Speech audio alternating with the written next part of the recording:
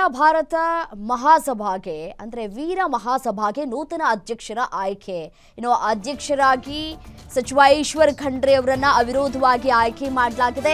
ಅಖಿಲ ಭಾರತ ವೀರಶೈವ ಮಹಾಸಭಾದಲ್ಲಿ ನಡೆದಿರುವಂತಹ ಆಯ್ಕೆಯ ಪ್ರಕ್ರಿಯೆ ಮಹಾಸಭಾದ 60ಕ್ಕೂ ಹೆಚ್ಚು ಪ್ರಮುಖರಿಂದ ಖಂಡ್ರೆ ಅವರನ್ನ ಆಯ್ಕೆ ಮಾಡಲಾಗಿದೆ. ಅಧಿಕೃತವಾಗಿ ಈಶ್ವರ್ ಖಂಡ್ರೆ ಅವರ ಹೆಸರನ್ನ ಘೋಷಣೆ ಮಾಡಲಾಗಿದೆ. ಮಹಾಸಭಾದಿಂದ ಶಾಮನೂರು ನಿಧನದಿಂದ ತೆರವಾಗಿದ್ದಂತಹ ಮಹಾಸಭಾ ಅಧ್ಯಕ್ಷದ ಸ್ಥಾನ ಈ ಹಿಂದೆ ಮಹಾಸಭಾದ ಪ್ರಧಾನ ಕಾರ್ಯದರ್ಶಿಯ ಕೂಡ ಆಗಿದ್ರು ಈಶ್ವರ್ ಖಂಡ್ರೆ ಅವರು.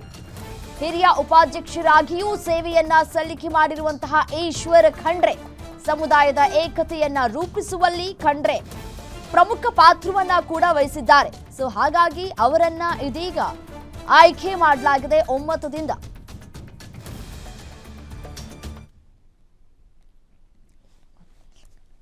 ಅಖಿಲ ಭಾರತ ವೀರಶೈವ ಮಹಾಸಭಾದಿಂದ ಇದೀಗ ಈಶ್ವರ್ ಖಂಡ್ರೆ ಅವರನ್ನ ಆಯ್ಕೆ ಮಾಡಲಾಗಿದೆ.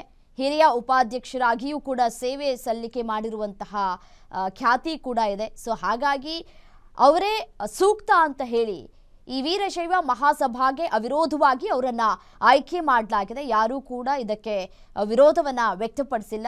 ಅವರೇ ಒಳಿತು, ಅವರಿದ್ರೆ ಬೆಟರು. ಶಾಮನೂರು ಶಿವಶಂಕರಪ್ಪನವರ ನಿಧನದಿಂದಾಗಿ ಈ ಒಂದು ಆಯ್ಕೆ ಪ್ರಕ್ರಿಯೆ ನಡೆದಿದೆ.